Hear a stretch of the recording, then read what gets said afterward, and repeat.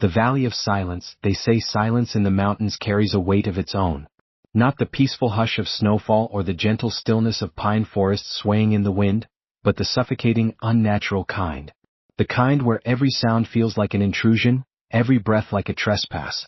In the winter of 1876, Dr. Theodore Brennan learned just how heavy silence could be. 23 miles from the nearest settlement, Brennan stumbled upon a cabin that should have been lifeless, buried under snowdrifts and isolation. But inside he uncovered something far worse than starvation or sickness. Beneath warped floorboards, wrapped in cloth soaked through with oil, lay 7 small bundles. They were infants, preserved, deformed, and eerily identical. Each one had been hidden with the kind of precision that spoke not of panic, but of practice. That discovery would mark the beginning of America's most disturbing genetic mystery, the Donnelly family. The arrival in Helena, the Montana Territory in 1874 was not a place for the faint of heart. Civilization clung to Helena like frost on a window pane, thin, brittle, ready to crack at the first hard blow. A town of 8,000 souls scraped together around muddy streets, gambling dens, and the rattle of mine carts hauling out the last crumbs of a gold rush already fading. It was here, in the restless autumn of that year, that Patrick Donnelly arrived with his wife, Bridge, and their 4 children. Their wagon creaked into town loaded not with tools or seeds, but with heavy crates that clinked and groaned when shifted. Patrick called himself a potato farmer fleeing famine. But the roughened hands of miners and trappers noticed the truth.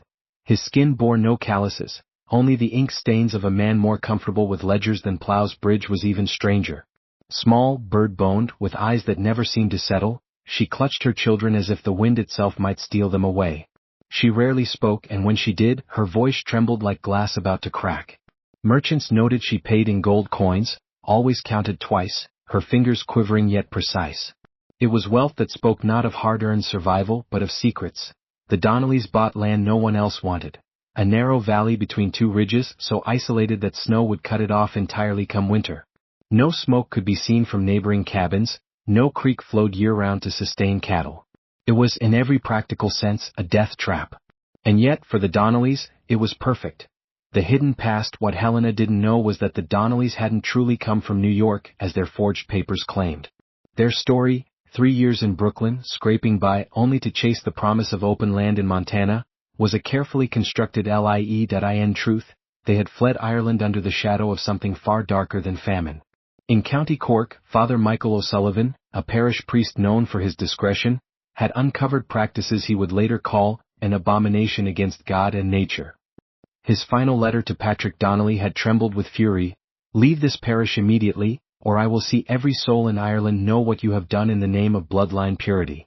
Some sins do not remain hidden forever." By the time that letter reached him, Patrick and his family were already gone, their passage booked, their gold packed, their trail buried in falsified records. The homestead, the valley where they settled, was a crucible of survival. 4 months of growing season, 8 months of merciless cold. Winds howled through the ridges like wolves, and water froze so deep that even the creek gave up. Yet the Donnellys thrived, or appeared to. Patrick and his sons built a cabin sturdier than most miners could manage, its walls thick, its design efficient. Bridge and the daughters stored food with mathematical precision, selecting crops that seemed unnaturally suited for the soil. Even their livestock, lean but alive after winter, suggested a family that knew survival better than any frontier greenhorn had a right to. But neighbors, few though they were, noticed something unsettling. The Donnelly children looked too alike. Pale blue eyes, angular faces, unnaturally long fingers. Their speech was formal, their obedience absolute, their interactions laced with a fear that went unspoken. And when they thought no one was listening, their voices dropped into Gaelic, laced with phrases that carried a disturbing undertone: purity of the line, sacrifices must be made, weakness must not spread. The mail carrier, the first outsider to sense the rot beneath their orderly facade, was Jake Harrison, the mail carrier. Harrison had seen it all in the mountains: families breaking under winter's weight, homesteads gone silent, graves dug shallow in frozen ground. But nothing unnerved him quite like his monthly stops at the Donnelly cabin. One March afternoon in 1875, after 6 months of snowbound silence, he arrived to find signs of violence hastily covered. New boards patched holes in the walls, fresh dirt mounded unnaturally near the cabin. And the smell, sickly sweet, unmistakable to a man who had buried more than a few lost travelers, clung to the air inside. Bridge was in labor, attended only by her eldest daughter. The child born that day was wrong. Its spine twisted, its head too large, its tiny hand ending in 3 malformed fingers. Harrison braced himself for grief, panic, prayers for mercy. But instead he saw calculation. Patrick and Bridge spoke in low Gaelic tones, their faces devoid of sorrow. "The child won't survive the week," Patrick said coldly, as though reciting from scripture. "Better God takes them now." When Harrison offered to ride for a doctor, Patrick's pale eyes hardened. "We know how to handle our own." 2 weeks later, when Harrison returned, the infant was gone. Behind the cabin he noticed small crosses, 4 of them, set in neat rows over freshly turned soil, and space had been left for more. The second winter, as months turned to years, Harrison's unease grew. He heard things on the wind when passing their valley, wailing that ended too abruptly, strange singing in cadences no human throat seemed meant to carry.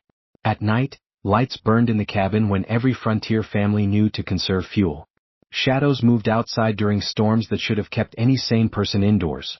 When he finally confessed these fears to Dr. Theodore Brennan in Helena, the physician listened with a grim intensity. Brennan was no ordinary frontier doctor.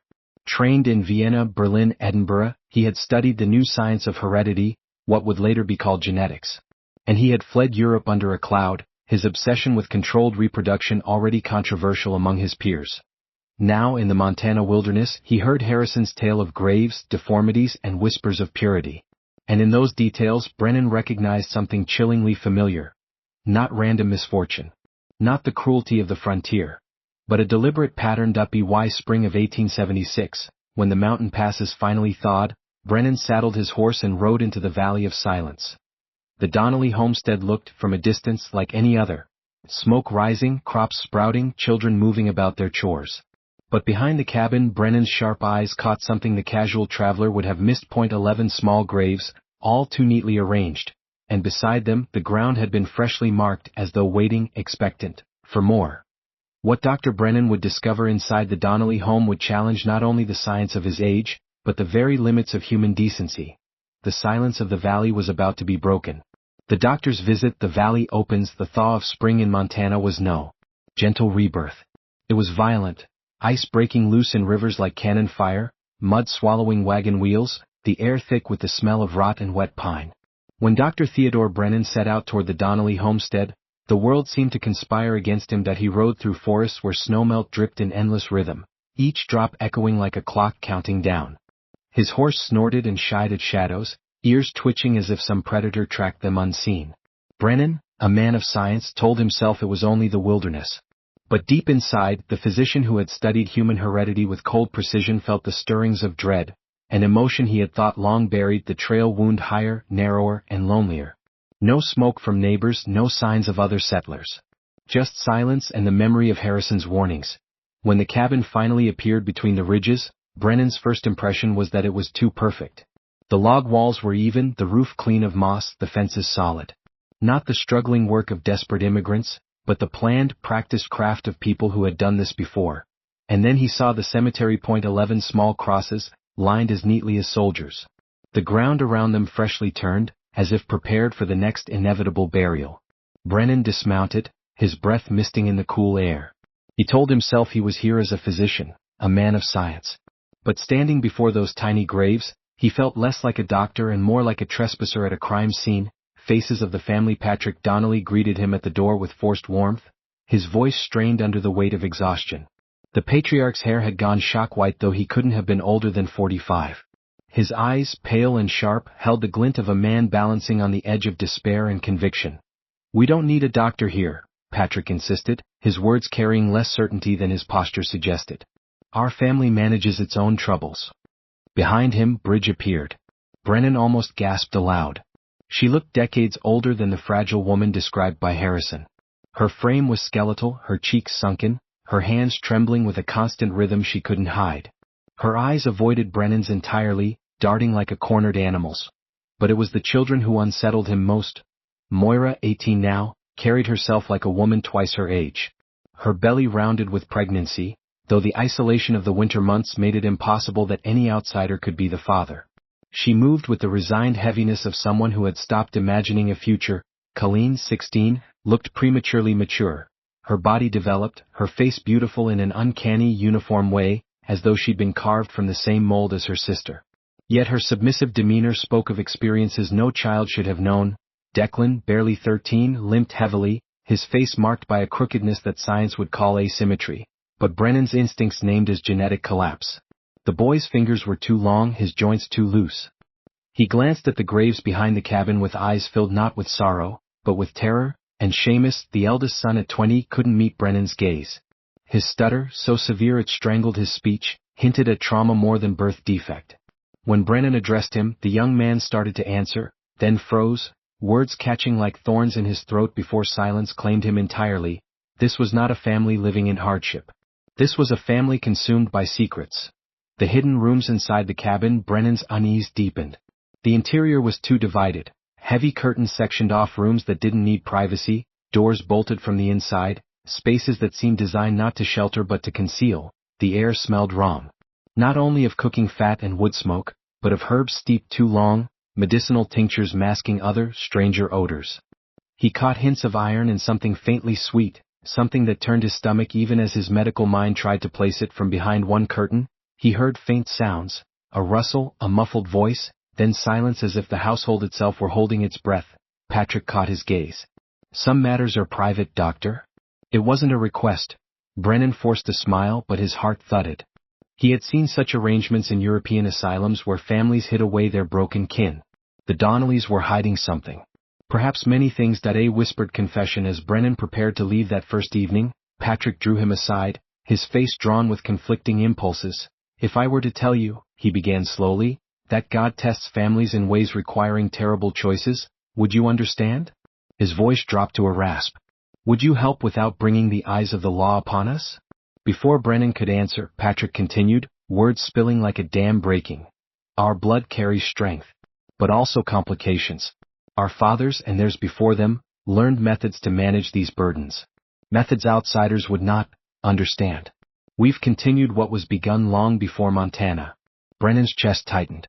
He had suspected. Now he knew. This was not random misfortune. Not mismanagement. It was deliberate, systematic. And the way Patrick's eyes flickered toward his pregnant daughter Moira made Brennan's skin crawl. The summoning 2 months later, in July, Brennan received word that shattered whatever professional detachment he had left. A trapper, half mad from his journey through the mountain passes, delivered a scrap of paper scrawled by Harrison. Donnelly woman in bad labor. Something wrong beyond normal birth. Family requesting doctor. Come quick. For the first time, the Donnellys had broken their sacred secrecy. For the first time, they had admitted they couldn't manage alone. Brennan rode hard. The valley shimmered in oppressive summer heat, the air thick with insects and the sour tang of blood carried on the wind. When he entered the cabin, the scene was like something torn from his darkest lectures in Vienna. Moira was in labor, her screams muffled behind clenched teeth. But what emerged was not one infant. It was two. Conjoined at the torso, their fragile bodies fighting against one another, their breaths shallow and strained. Brennan froze. He knew instantly there was no saving them with frontier medicine. Even the best hospitals in Europe couldn't have separated such twins in 1876. But what shocked him wasn't the medical impossibility. It was the family's response. No wailing, no desperate pleas for God's mercy. Only cold calculation. Patrick and Bridge moved with mechanical efficiency. Colleen prepared cloths and instruments not for nurturing life, but for ending it swiftly. Seamus stood pale and trembling, his stutter locked silent, while Declan hovered by the doorway, terror etched across his uneven face. And then Brennan noticed the journals, the leather journals beneath the bed where Moira struggled, stacked neatly in oiled leather, were volumes filled with drawings. Brennan, his hands shaking, flipped one open. Detailed anatomical sketches of infants. Some missing limbs, some twisted, some eerily similar to the malformed child Harrison had once described. Notes written in both English and Irish Gaelic recorded birth dates, deformities, and what was chillingly referred to as assessments of viability. The entries spanned decades. Ireland, New York, Ohio, Pennsylvania, Montana.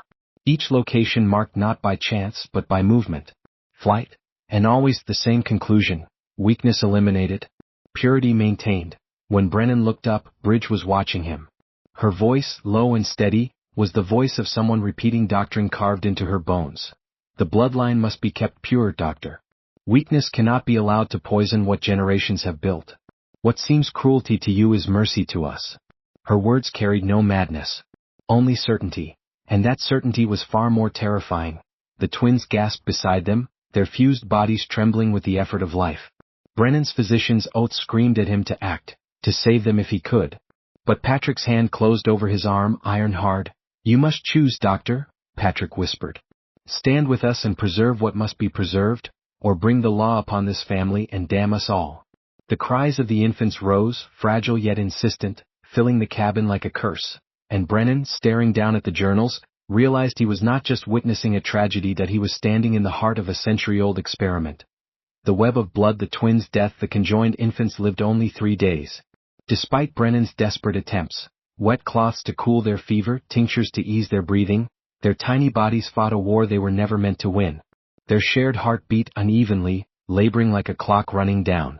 On the third night, they grew still in unison, the room falling silent except for Bridges' whispered prayer in Irish Gaelic. Brennan, exhausted, watched Patrick close the journal on yet another entry: unfit. Released. The burial was done in the same manner as the 11 before. Neat rows, identical crosses, soil patted firm with a precision that turned grief into ritual. No tears, no lamentations. Just another entry in a ledger of controlled extinction.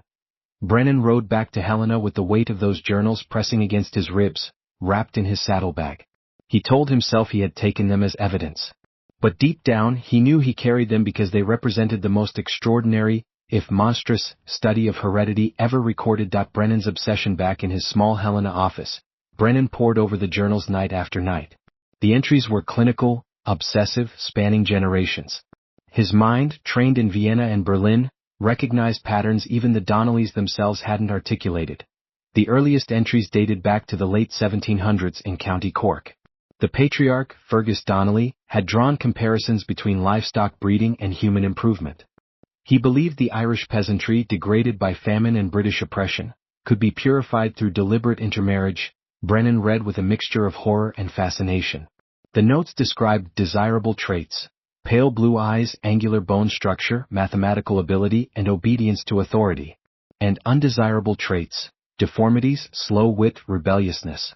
Children born weak were eliminated swiftly, sometimes smothered, sometimes drowned, sometimes left to God's mercy. But it wasn't random brutality. It was a system. A program. Brennan realized with a shudder that the Donnellys were not victims of isolation. They had chosen isolation to continue an experiment begun across the ocean. The wider pattern, the more Brennan researched, the more unsettling the pattern became. He visited the territorial archives, cross-referencing immigration records, parish letters, even scraps of gossip in newspapers. What he found chilled him. A Donnelly family in Pennsylvania in 1871, flagged by authorities after losing 5 infants in a single year.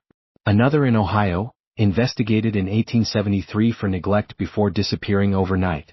An older case in New York, where a medical inspector at Ellis Island had written of peculiar uniformity among children and recommended detention. That recommendation had been overruled. Everywhere the Donnellys appeared, infant mortality followed. And each time, they vanished before authorities could press further. It was not one family, Brennan realized. It was a network. Branches of the same bloodline scattering across America, each carrying the same obsession: protect the line, purge the weak, preserve the secret. Montana was not an accident of migration. It was a refuge. The priest's letter among the journals. Brennan found a folded, yellowed page, a letter written in trembling ink by Father Michael O'Sullivan. What you do in the name of purity is no blessing but a curse. You treat children as stock, lives as coin. You forget that blood carries not only strength but sin. Leave this parish before I bring the wrath of God and the law alike upon you. Brennan traced the priest's words with his finger. The Donnellys had fled Ireland not because of famine, but because of exposure. They had simply transplanted their methods to new soil, trusting America's vastness to hide them. But America was watching now. Brennan had seen too much, and yet, he hesitated. The doctor's temptation, for all their cruelty, the Donnelly journals contained knowledge no other medical text held. Patterns of heredity, records of deformities across generations, genealogies spanning nearly a century. In Vienna, Brennan had been ostracized for daring to suggest that humanity could be improved through controlled breeding. Now in his hands he held proof written in the blood of children. He told himself he studied the journals only to understand, only to prepare testimony for the authorities. But some nights, when candlelight flickered across the ink drawings of malformed infants, Brennan felt a terrible fascination. The Donnellys had failed, but what if someone with true scientific discipline applied their methods? The thought terrified him, because it did not feel entirely like revulsion. The child who spoke news reached Brennan in August from Harrison, the mail carrier. On one of his rounds, he had overheard young Declan near the graves. The boy, speaking to himself, whispered, "Sometimes Father says God chooses. But I think, maybe Father chooses not God." When Harrison asked what he meant, the child's face went white. He clapped his hand over his mouth and refused to speak again. To Brennan, this was proof the children themselves were breaking under the weight of the family's doctrine. They knew. They lived in fear, complicit in silence, traumatized witnesses to their own siblings' executions. How many generations of children had carried that terror in their bones? Pressure from Helena. Brennan considered going to the territorial authorities, but Montana in 1876 was a land of thin law. Federal marshals were weeks away at best, judges subject to bribes, and sympathy for immigrant families ran strong. Without undeniable proof, the Donnellys would vanish again, journals packed, graves covered, their experiment transplanted to another wilderness. And so Brennan hesitated. Instead, he wrote coded reports to colleagues back east, couching his descriptions in the language of heredity studies. He avoided words like murder or infanticide, fearing the journals would be dismissed as exaggeration. But he included enough detail, patterns of deformity, intermarriage across 5 generations, that any sharp reader might grasp the truth. Still, the fear gnawed at him. What if others did more than grasp it? What if they were inspired? The breaking point that autumn, another message came from the valley, delivered in secret, not by Harrison, but by a trapper who claimed Declan himself had slipped him the note. It was a scrap torn from one of the journals. In a child's scrawl, it read, "He says I must be strong. But I am wrong. Please help before I go to the ground." Brennan's hands shook as he held the message. A child begging for rescue, for deliverance from his own blood. He knew then that this was no longer about science. No longer about theory. It was about life, about breaking the chain before another generation was swallowed by the family's twisted creed. But he also knew, if he stepped into that valley again he might not come back. That night, Brennan dreamed of the graves behind the Donnelly cabin. But in his dream, the crosses were endless, stretching across the valley like a forest of wood and bone. Each bore the same carved date, 1876. When he awoke, the scrap of paper from Declan still burned in his hand. The family had chosen Montana for its silence. But silence, Brennan realized, was beginning to crack, and once it shattered, the world would hear what the Donnellys had done. Into the Maui doctors burdened by the autumn of 1876, Brennan's once steady hands trembled whenever he touched the journals. He had copied passages, sent veiled notes east, even dreamed of presenting his findings to learned men in New York. But what haunted him most wasn't the science, it was Declan's scrawled plea. "I am wrong. Please help before I go to the ground." The boy's handwriting was uneven, the letters cramped, as if every word had been written in fear of discovery. Brennan knew what it meant. Declan's deformities had marked him as a failure in the family's doctrine. His survival was only temporary. The doctor could not shake the image of the boy staring at the graves with terror instead of sorrow. Brennan told himself he was a man of science, but that excuse cracked when a child begged him for rescue. If he did nothing, Declan's cross would be the next in that perfect row. Return to the valley. The first snow had dusted the mountains by the time Brennan made his decision. Against every instinct of self-preservation, he saddled his horse and rode back into the valley of silence. The trail was eerily still. The forest seemed to watch him, the hush broken only by the distant call of a raven. As he climbed higher, he thought of Harrison's warnings: strange lights in the night, cries cut short, figures moving where no one should. When the cabin came into view, it looked unchanged, smoke from the chimney, fields harvested, fences intact. But Brennan felt the weight of eyes before he even reached the clearing. Patrick Donnelly opened the door before Brennan could knock. His face, gaunt and lined, bore the tension of a man who had aged a decade in a single year. "You came back," Patrick said. It was not a greeting. It was an accusation. Brennan steadied his voice. "Declan needs me." Pause. Then the patriarch stepped aside. "We've managed him well enough." Inside, the cabin was darker than before. Curtains drawn tight, lamps trimmed low. The smell of herbs and smoke mingled with something acrid, like boiled leather, and there, in a shadowed corner, sat Declan. His face pale, his posture hunched, his eyes hollow. When he saw Brennan, his lips trembled, but he said nothing. The ritual of silence. The Donnelly family gathered in the main room. Brennan could feel the weight of their collective gaze, Moira swollen with pregnancy again, Colleen silent and watchful, Seamus twitching with stifled words. Bridge hovered like a ghost, her hands shaking with some inner affliction. Patrick spoke first. You've read too much, Doctor. You've seen too much. Our ways are not for outsiders. Brennan placed a hand on his satchel, where the journal still rested. Your ways are murder. Patrick's eyes flashed, but his voice remained calm, almost mournful. We do what must be done. For strength. For purity. Weakness cannot be allowed to poison us. Bridge whispered, It has always been so. Since the old country. Brennan leaned forward, his voice hard. You've killed children for generations. That isn't purity, it's collapse. Every grave behind your cabin is proof that your experiment is failing. You're destroying yourselves. The room fell into silence so thick it pressed against his chest. Then Moira spoke, her voice startling in its steadiness. If the line ends, Doctor, so do we. There is nothing else. The words were not defiance. They were resignation. Declan's secret that night. Brennan lay awake in the cabin, feigning sleep while the family moved quietly in other rooms. He could hear murmurs in Gaelic, the low tones of ritual prayer, the scrape of something heavy being dragged across the floor. Hours later, a light touch startled him. Declan stood at his bedside, trembling. His whisper was urgent. They're planning, the boy said. They say it is my turn. After the thaw. Father says the weak ones cannot be carried into the new spring. Brennan's throat went dry. Why tell me? Declan's eyes shimmered with desperation. Because you're not one of them. You look at me like I'm alive. The boy pressed a folded scrap of paper into Brennan's palm. It was torn from the journal, an entry naming Declan, noting his deformities, ending with the words, Decision, release upon spring thaw. Brennan realized with horror that the boy had stolen his own death warrant. The gathering storm by morning, the family knew Declan had spoken. Brennan saw it in their eyes, the tightened jaws, the avoidance of his gaze. Patrick said nothing, but his hand rested too often on the handle of his knife. That day Brennan helped with chores, feigning normalcy, all while calculating escape. The valley was cut off by early snow, the trail treacherous. If he fled with Declan they might not survive the mountains. If he waited, the family might act first. At dusk he walked the graveyard. 11 crosses stood in perfect order. Space had been left for more, and there, half dug, was a 12th pit, the soil disturbed. Waiting. Brennan's choice that night, Brennan confronted Patrick directly. If you kill that boy, I'll bring the full weight of the law down on you.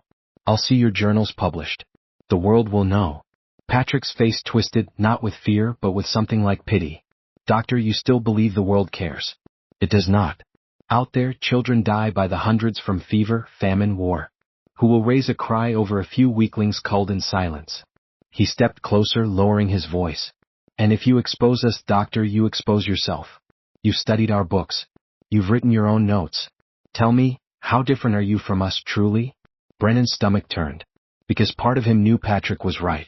The fascination, the long nights poring over genetic patterns, he had walked dangerously close to the same path. But there was one difference. He still saw Declan as a child, not a failure. And that difference he swore would be enough. That night, as the family gathered for evening prayers, Brennan slipped from the cabin, Declan at his side. Snow fell in thin, hissing sheets, cloaking their escape, but behind them, a lamp flared in the window. Patrick's pale eyes caught the firelight, following their every step, and Brennan realized with a chill that made his bones ache. The Donnellys had expected this. The grave had already been dug, the hunt flight into snow. The night swallowed Brennan and Declan as they slipped from the cabin. Snow fell in sheets that hissed against their coats, muffling sound, cloaking them in shifting white. The boy's limp slowed them, but Brennan half carried him, whispering, Quiet now. Quiet, lad. We'll make the trail by dawn. Behind them, faint light spilled from the cabin's windows. A figure passed across the glow, tall, deliberate. Brennan's stomach turned to ice. Patrick had seen them. The forest loomed black around them, branches heavy with snow. Brennan pushed them forward, each step crunching louder than a gunshot in his ears. Every sound felt amplified. The snap of a twig, the boy's ragged breathing, even the thud of Brennan's heart. And then, faint but unmistakable, came another sound. A whistle. Long, low, carrying through the trees. Not a signal for help. A signal for hunt. The family unleashed. The Donnellys did not pursue like panicked settlers. They moved like predators, each with a role. Brennan glimpsed them between trees, lanterns bobbing, shadows crossing snow. Seamus's stuttering voice carried, broken by nervous laughter that chilled Brennan's blood. Moira's form, heavy with pregnancy, should have been confined to the cabin. Yet she followed, pale-face ghost-like in the dark. Colleen's laugh, sharp as glass, rang out once, then was swallowed by the storm, but it was Patrick who haunted the night. He carried no lantern. He needed none. His voice rolled through the forest, calm, measured, promising inevitability. Doctor. The snow hides no one. The line will be preserved. Return the boy, and you may yet leave with your life. Declan trembled. He'll never stop. He said no one leaves. Not ever. Brennan pulled the boy close. Then we'll make him stop. But even as he spoke, doubt gnawed at him. The Donnellys had lived here for years. They knew every pass, every hollow, every trick of echo and snow. This was their hunting ground, and he had walked into it. Into the ravine. Brennan led Declan down a narrow ravine where snowmelt had carved stone walls. The ground was slick with ice, the drop treacherous. More than once, Declan slipped, and Brennan dragged him upright, whispering encouragement. Behind them, lantern light flickered above the rim. Voices called in Gaelic, rising and falling in rhythm, like a chant. Not searching calls. Coordinated signals. They're hurting us. Brennan realized that at the ravine's end lay a fallen pine bridging the gap. Brennan pushed Declan across first, the boy wobbling on the frozen bark. He followed, but halfway across, a sound cracked the night. A rifle shot. The bark splintered inches from his hand. Brennan froze, heart pounding. Another shot rang, this one deliberately wide. They weren't aiming to kill, they were aiming to drive him. The journal pages. They reached a shallow cave, its entrance half hidden by snow. Brennan pulled Declan inside, both gasping, frost steaming from their mouths. For a moment, silence. Then Declan reached into his coat and pulled something from a sewn pocket. Torn scraps of journal pages. I took them, he whispered. So they couldn't hide them all. Brennan's eyes scanned the entries. More names. More children. Branches of the family across America. Notes of correspondence. Letters to kin in Pennsylvania, New York, even as far as Kentucky. It wasn't just this cabin. It was a network. Declan's eyes glistened. They said one day we'd have to meet the others. Keep it going. But I don't want to. I don't want to be like them. The boy's voice broke into sobs. Brennan pulled him close, horror knotting in his chest. The Donnellys weren't a dying relic. They were planting roots everywhere. And if Brennan failed here, the experiment would not end. Fire in the woods. By midnight, the family changed tactics. Smoke rolled through the ravine, acrid and thick. The Donnellys had set fires, not to burn them out, but to smoke them into movement. Brennan pressed cloth against Declan's mouth. We move. Now. They burst from the cave into a haze of sparks and falling ash. Shadows moved between trees, tall, thin, pale-faced. Seamus's stutter echoed, closer now. Colleen's laugh followed like a knife. Declan stumbled. Brennan scooped him up, lungs burning. His vision blurred with smoke and snow. The world narrowed to survival, step after step. Then, through the haze, Brennan saw it. The graves. They had circled back to the cabin. The circle closes. The Donnelly cabin loomed ahead, firelight flickering from its windows. The family emerged from the treeline, lanterns in hand, surrounding the graves. Patrick stood at the center, calm as stone. His voice carried over the crackle of flames. Doctor. You run in circles because there is no escape. The boy belongs to the line. You know this. You've read the pages. You understand better than most. Brennan clutched Declan behind him. He's not your experiment. He's a child. Patrick tilted his head. And yet his blood carries what ours has carried for generations. Weakness and strength entwined. He is the proof of our method, or its failure. He stepped closer, eyes like shards of ice. Tell me, doctor, when you read our journals, did you not feel it? The power of selection? The possibility of shaping humanity itself. Brennan's throat tightened. He had felt it. Late at night, candle burning low, tracing patterns of heredity, he had felt the terrible pull of that same temptation, and Patrick knew it. The boy's defiance. Then unexpectedly Declan stepped forward. His voice shook, but it carried, I'm not weak. I'm not wrong. I'm alive. For the first time, silence fell over the family. Even Colleen's cruel smile faltered. Moira's hand trembled against her swollen belly. Seamus stuttered on an unfinished word. Patrick's face hardened. You speak against your blood. Declan's chin lifted. No. I speak for it. I won't be another grave. The boy's words broke something in the night. For an instant, Brennan believed it might change everything, that even the Donnellys could not deny the spark of will in their youngest. But Patrick only raised his hand. Lanterns flared, voices rose in Gaelic chant, and the family stepped forward in unison. Brennan clutched Declan's shoulder, heart hammering. The graves waited behind them. The cabin loomed ahead, and Patrick's voice, calm as a judge, sealed their fate. If the boy will not choose, then the line will. The Donnellys closed in, their faces pale and identical in the firelight, and Brennan realized with cold certainty that the family had been preparing for this moment all along. The last graved the circle of fire. The Donnelly family closed in, their lanterns casting warped shadows across the snow. The graves stood behind Brennan and Declan like silent witnesses, their crosses forming a row of judges awaiting a verdict. Patrick's voice cut through the chant. The weak one resists. But resistance cannot alter blood. Doctor, you of all men know this. Brennan's grip tightened on Declan's shoulder. He wanted to speak, to shout, but his voice felt lodged in his chest. It was Declan who answered. I'm not weak. I'm not wrong. The words hung in the cold air. The family hesitated. Even Moira's chanting faltered. But Patrick only raised his hand higher, signaling the end. Brennan's defiance, it was instinct, not reason, that drove Brennan forward. He stepped between Patrick and Declan, his coat flaring, his voice breaking. You call this purity? This isn't strength. It's decay. Look at your children. Look at yourselves. Your bloodline isn't strong, it's rotting from within. Patrick's eyes narrowed, his hand twitching toward the knife at his belt. Brennan pressed on, his voice raw. You've spent 5 generations running from the truth, that you cannot outbreed weakness. You can only bury it. But it always comes back. Stronger. Hungrier. For the first time, doubt flickered across Patrick's face. A tremor in his jaw, and Brennan saw his chance. Let the boy live. If your line truly has strength, let him prove it. Not you, not your graves. Him. Declan's hand crept into Brennan's, clutching it like a lifeline.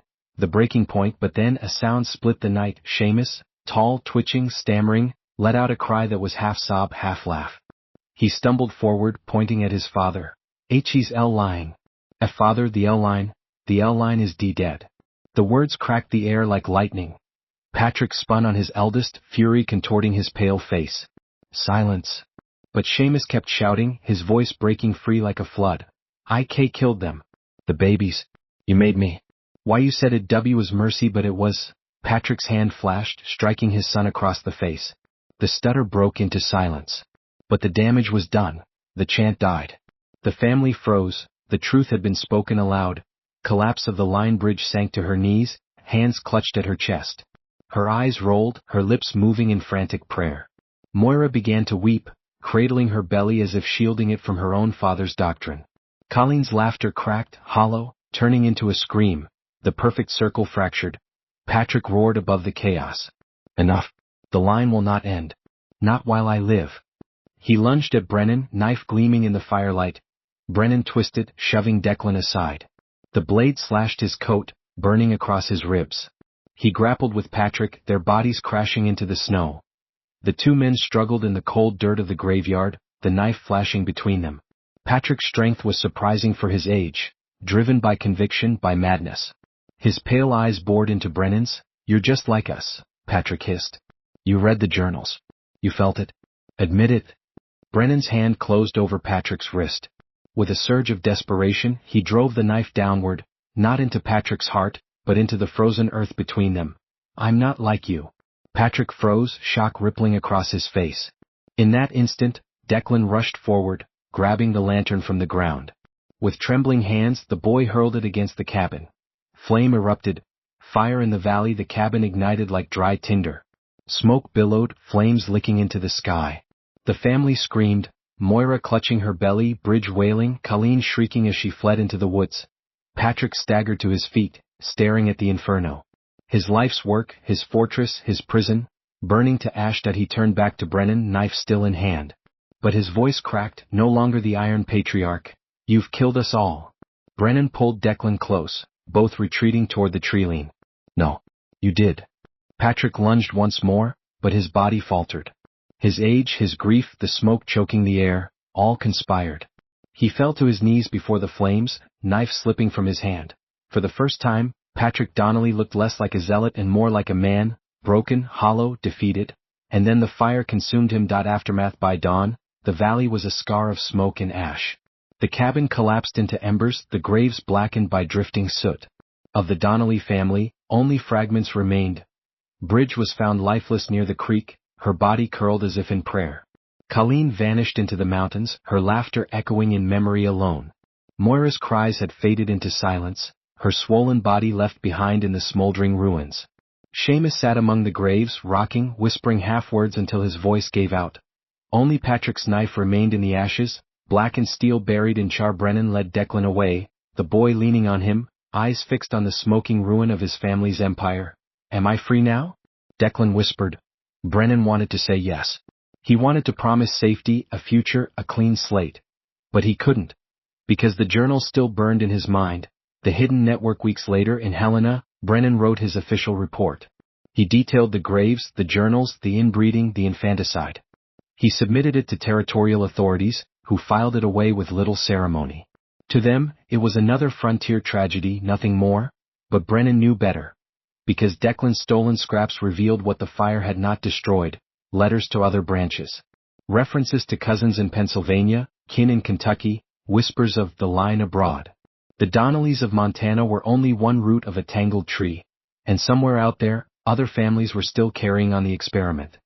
The final twist. Years later, Brennan's private journals told a darker truth.